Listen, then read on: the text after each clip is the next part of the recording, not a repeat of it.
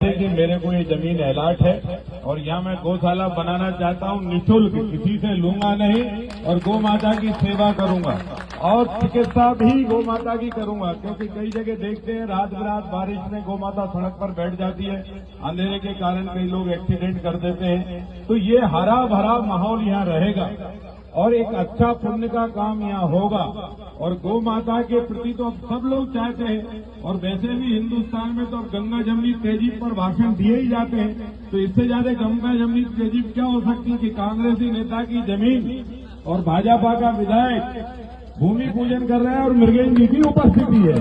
बताइए इससे अच्छा बेहतर क्या हो सकता है। और ये पुण्य का काम है, तो इसमें कोई राजनीति नहीं है, कुछ नहीं है। हमारे राजनीतिक मतभेद भली हो सकते हैं, पर गौ माता और भारत माता के बारे में हम एक थे, एक हैं और एक रहेंगे। क्योंकि ये हमारी सबकी मंशा होना चाहिए, हमारा सबका मानना होना चाहिए कि हम देश के लिए गौ पाकिस्तान में गौशाला का मामला आया है, उसको आप देखिए, वो जमीन जो मुझे बताया गया है वो कांग्रेस के नेता अश्वनी श्रीवास्तव जी की जमीन है। उन्होंने मुझे कहा था कि मैं गौशाला बना रहा हूँ, भूमि पूजन वहां पर किया है।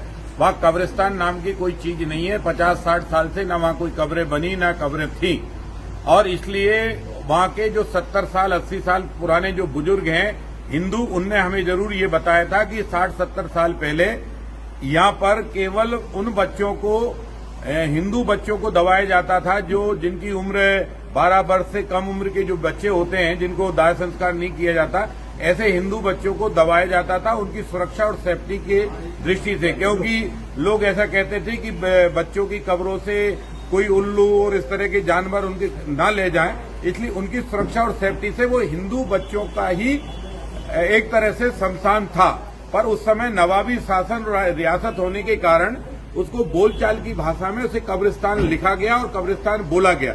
मुसलमानों का कब्रिस्तान नहीं था और उसके 4 से 5 किलोमीटर दायरे में कोई मुसलमान भी नहीं रहता था। ठीक।